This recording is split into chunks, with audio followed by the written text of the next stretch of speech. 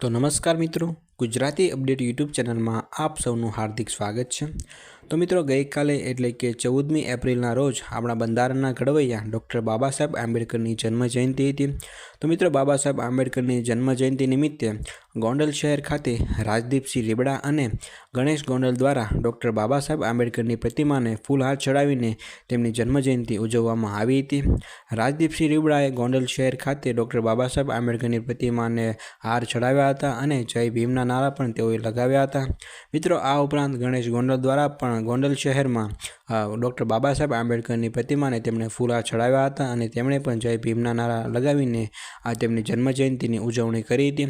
તો મિત્રો, આખા ગુજરાતમાં અને આખા ભારતમાં પણ ડૉક્ટર બાબા સાહેબ આંબેડકરની જન્મજયંતિ ઉજવવામાં આવી હતી।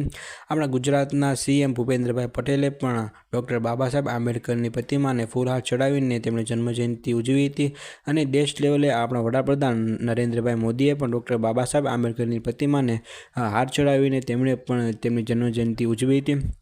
મિત્રો, માત્ર ભારતમાં જ નહીં પરંતુ બીજા અલગ અલગ દેશોમાં પણ ડૉક્ટર બાબા સાહેબ આંબેડકરની જન્મજયંતિ ઉજવવામાં આવી હતી।